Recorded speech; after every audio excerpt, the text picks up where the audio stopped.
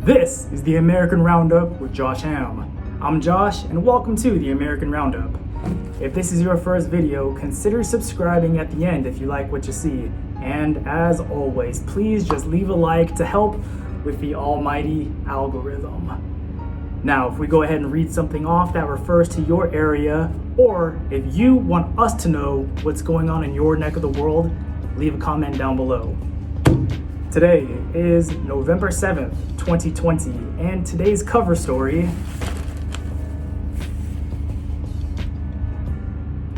Joe Biden and Kamala Harris have secured the vote of confidence of the American people, and they have been entrusted with the White House for the next 4 years.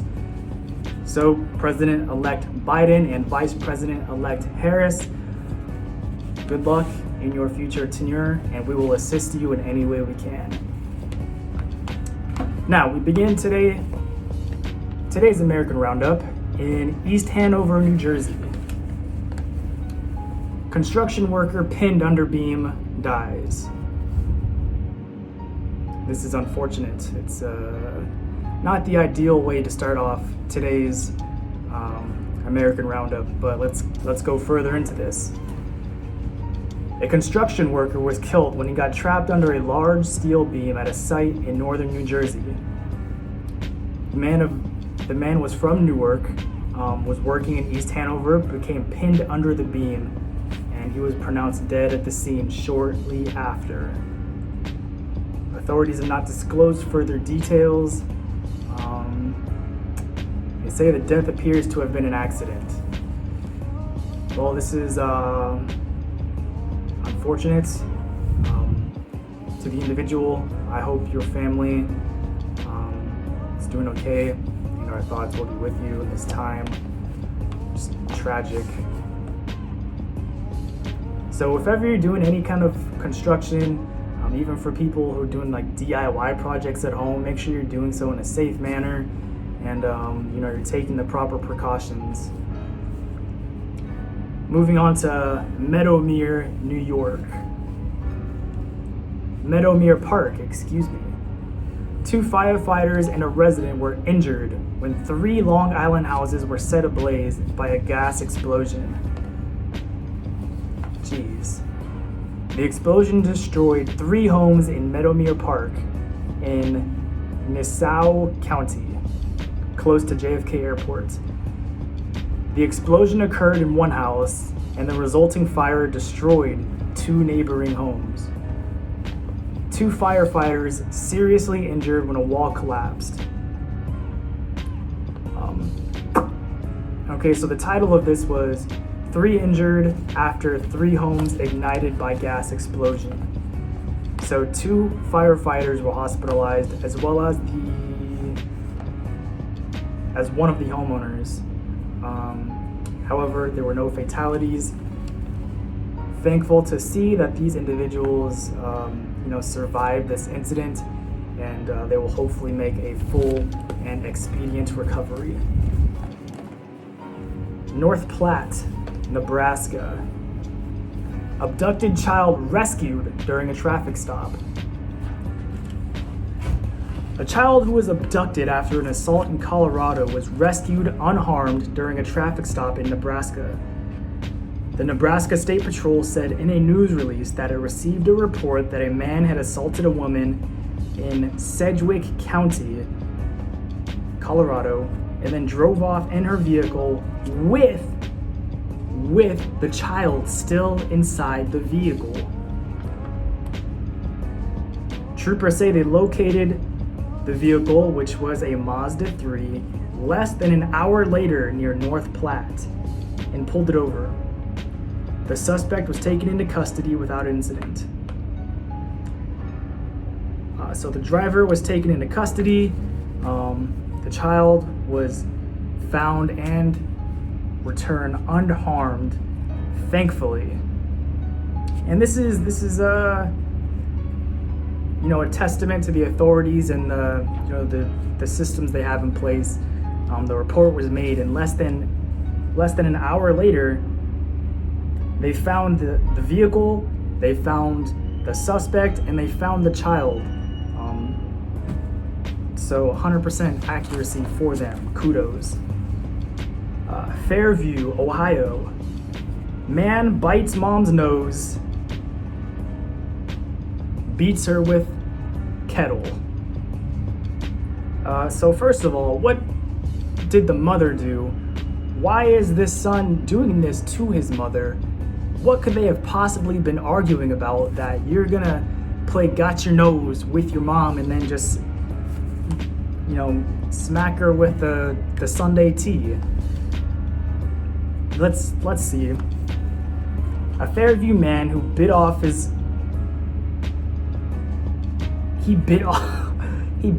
her whole nose. Like, a Fairview man who bit off his mother's nose and beat her with a tea kettle during an argument in their home was charged with felonious assault. According to the authorities, the man of Fairview, or someone, I don't know if this is the suspect, I'm not going to be saying any names, but this individual reported the attack. Responding officers found the woman in the home and determined she had been choked and beaten. Authorities have not said what spurred the attack or if anyone else was in the residence when it occurred. This is intense. So not only did you bite your mother's nose off, but then you clocked her with a kettle.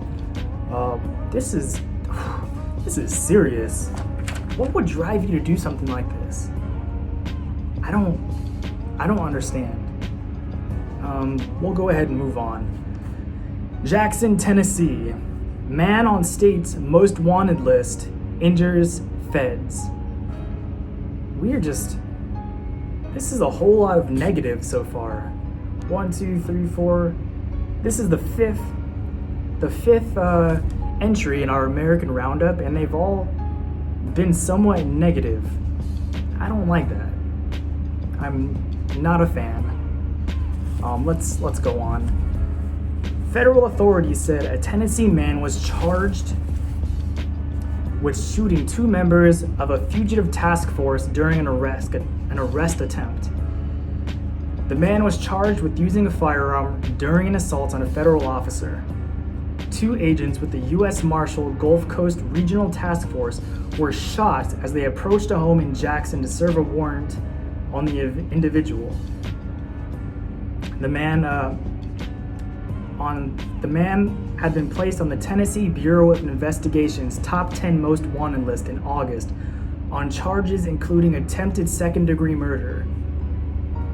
The individual barricaded himself in the home, but police negotiators persuaded him to come out after 4 hours, and he was arrested.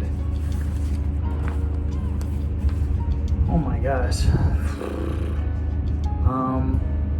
The agents who suffered minor gunshot wounds were treated at a hospital and released. Okay, so at least the agents, they weren't killed. They were released from the hospital, and hopefully they recover from their wounds, and hopefully this individual is charged as he should be. Baltimore, Maryland. Man admits defrauding 24 elderly of $1 million. Oh, you gotta be kidding me. You have to be kidding me. This is in Baltimore, Maryland, but look at this. Just listen to this first sentence. A Florida man pleaded guilty to a charge that he defrauded more than 24 elderly people out of nearly $1 million. Florida man, what are you doing? Stop doing these things. So the individual, 25 years old, of Miami Gardens, duped victims into believing that a relative, usually a grandchild, needed money for bail, legal fees, or other expenses, according to the prosecutors. The co-defendant of the individual pleaded guilty to the same charge. Both men are scheduled to be sentenced March 26th. Oh my goodness. So it was two individuals Co-conspirators posed as police officers, lawyers, and individuals to persuade at least 28 victims to send money to vacant homes in states including Maryland, Pennsylvania, Delaware, and Florida. Okay, but where's the second guy from? Miramar, Florida. So not just Florida man, Florida men. We have Florida men. We have Florida co-conspirators. Come on, Florida man. I told you last week we have to be better. Moving on from Florida man, ex-police chief given jail for stealing evidence. Manning, South Carolina. A former police chief in South Carolina will spend a year in federal prison after pleading guilty in stealing nearly $80,000 in seized cash from a traffic stop in 2015. A federal judge sentenced the individual, former chief of the Manning Police Department, to prison time and a year of court-ordered supervision. Wait, this dude stole $80,000 and is only gonna do a year in federal prison and then a year of court-ordered supervision. The money seized at the traffic stop was placed in an evidence room that the individual had access to. Authorities said the man took the cash from the evidence room and over the following months made large cash deposits totaling $78,514 into his personal bank account. So he took the money from the evidence room and just little by little deposit. Who figures out that these things are related? How do you catch somebody after they're no longer working there? Trying to get that early retirement or investing. San Francisco, California. Ooh, finally a California story. Firefighter critical after hose knocks him over.